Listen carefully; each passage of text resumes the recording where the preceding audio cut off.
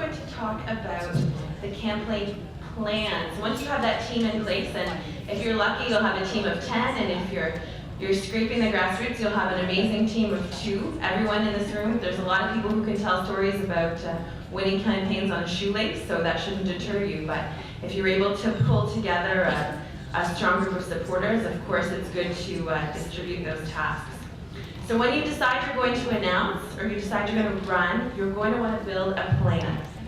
So that plan will obviously be an ideal best case scenario. You'll run into the activities, the communications, the finances, the human resources, and a timeline for your campaign.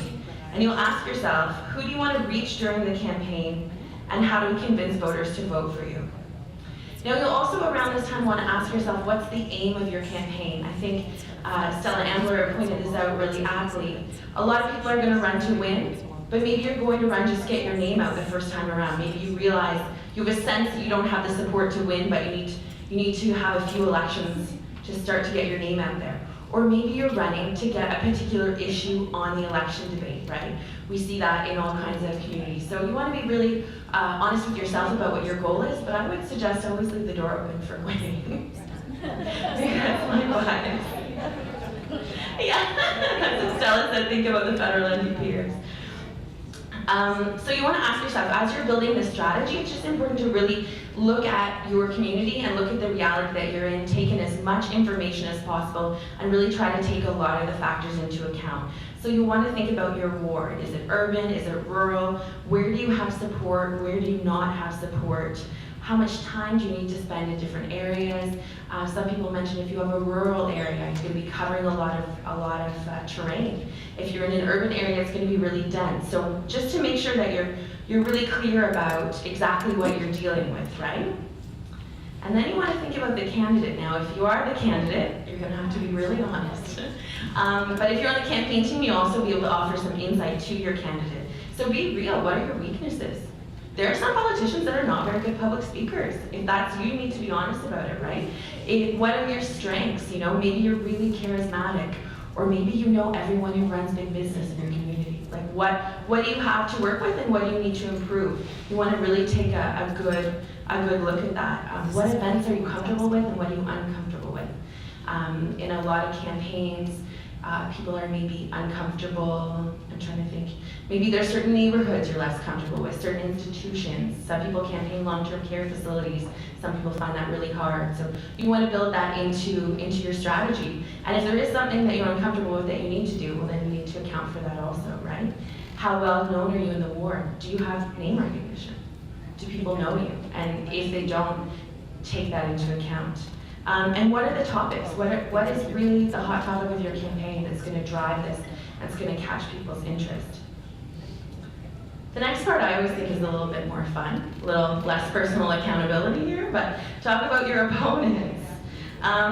What issues do you think are going to be at the front of your component's campaign? And how is your campaign going to respond to that, right?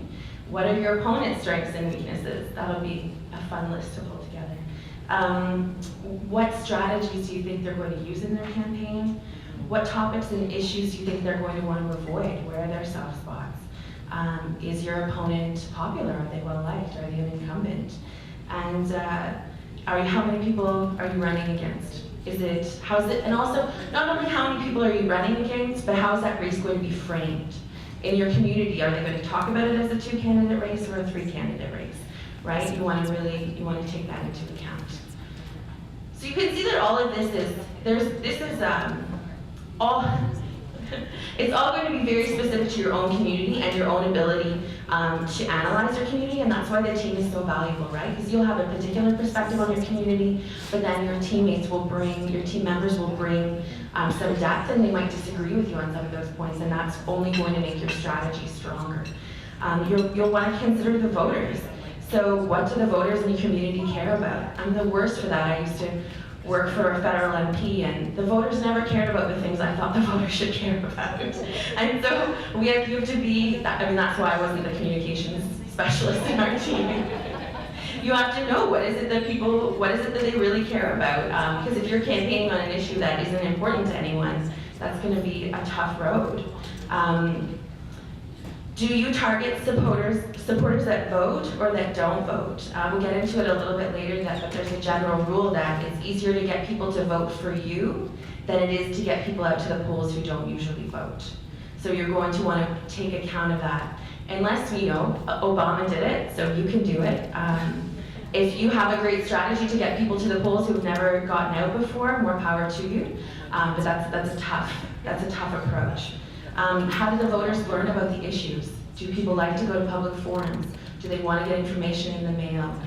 Do they listen to the radio? You want to think about what's the nature of your community and what's the nature of your ward within that community. And then look at the demographic. And one thing I think is important to be aware of is, do you represent the demographic in your community?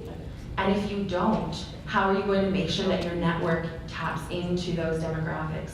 If you're a young person in a community of retirees, well, you want to make sure, where are you meeting those people? How are you connecting with them?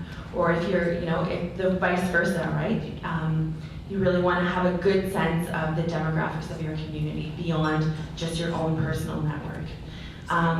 What are the profiles of your supporters and who's supporting your opponents, right? You want to try to, you won't know for sure, but you want to start to take those things into consideration. And who do you think should be supporting you? I really like this question. Who's the group of people in your community that might not be aware of you, but if they knew about you, would support you?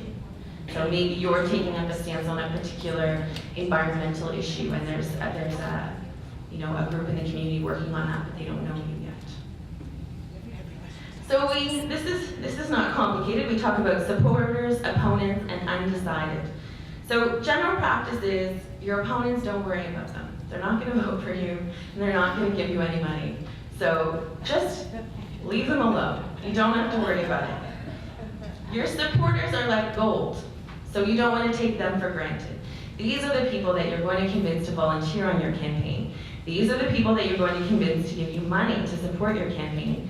These are the people that are going to get out to the polls to make sure that you win. So you want to make sure that they're doing all those things and that they feel that you're really connecting with them. And then the last group are the undecideds.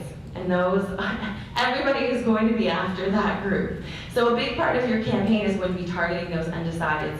Make sure you're getting the right information to them in the right way to bring them over to your camp.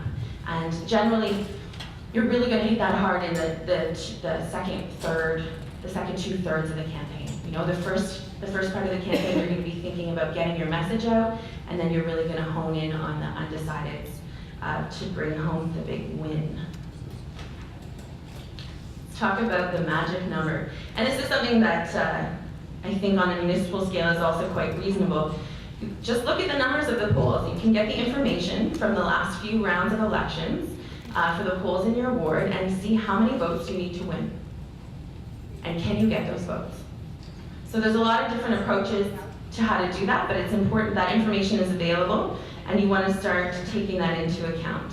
And if on first count you realize you don't have enough, so you won't get enough votes to win, well, make a new plan and count again. And we'll get into this, Councillor Margaret Cheshie-Smith is going to speak to this, but a lot of this work is going to be done by canvassing. So that's how you're going to move that number up. But you at least need to know, you need to have a sense of how many votes you think you can get and how many you know you need to win. And then of course there's the campaign platform. I was a volunteer organizer, fundraiser, grassroots organizer on the campaigns that I worked on, and I was always fighting with the policy people because they always think it's all about the platform and I always think it's all about fundraising. So I will admit that you do need a campaign platform. You need to know what kind of commitments, and we heard today people saying, I think it was very wise advice, don't make commitments, don't make promises you can't keep. A great rule of thumb is to run a campaign based on values. So what do you stand for? What kind of person are you? And then you want to really just, there can be confusion sometimes. You want to make sure it's very clear for you what are the issues in your jurisdiction. You don't want to go out and make a whole bunch of promises about healthcare if you're running in a municipal election, right? And sometimes, I know that sounds kind of basic, but some of the issues in the community, the way the jurisdictions interact can be complex. So it's good to really, really have an eye to that. The campaign launch, I always think that this is a lot of fun. I'm sure not everybody does one, But if it makes sense in your community, it's a great opportunity to pull your local media together, to get your supporters into one room. Maybe you're going to cut a ribbon, or maybe you're going to have cake, or maybe you're just going to give your speech that presents who you are and what you stand for in a room of people that support you. And you should be able to get some local press saying, I'm announced as this candidate, this is what I stand for, and if you have any well-known supporters in the community, you can have them there, drop a few names about who's backing you. It's just a great way to declare your campaign started and just start to get a little media. But you want to take this into consideration. This is actually, depending on your community, quite a strategic move. Some people will announce early, some people will announce late. There's all kinds of strategy and considerations around that, and you'll have to weigh the factors in your own community. People say if you announce early, you leave yourself open to more criticism. Some people say if you announce early, you can run a longer campaign and contact more people. So it's a case-by-case basis on that one, but it's definitely worth considering.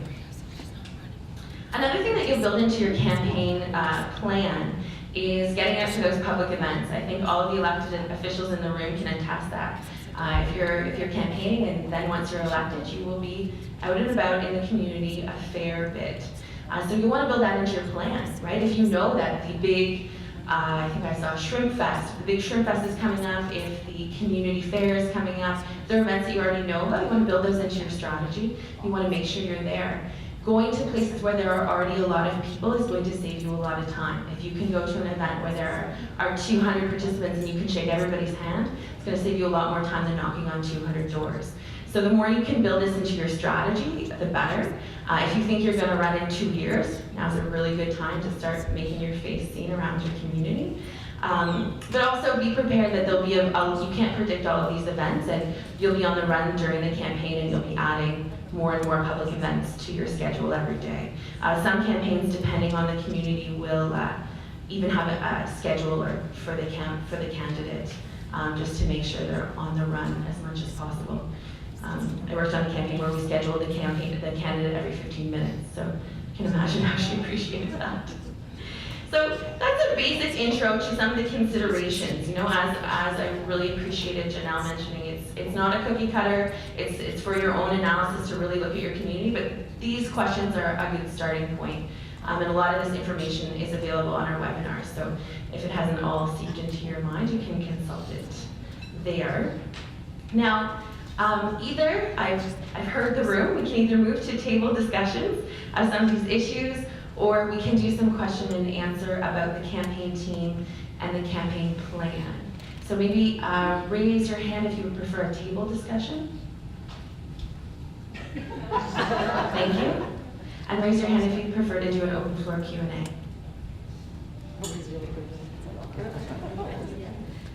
So maybe I'll ask the elected officials, the FCM members who are in the room, to come up.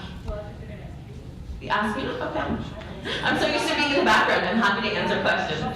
Okay. Just wanted to say many of the FCM people have gone, they've taken planes, but for those of you who are here who can come up, give some help, that would be great. But other than that, it's Melissa and myself. Oh, yes, Janelle too. Janelle, Rona, Margaret, and Marguerite. Okay, there are a few of us. Okay.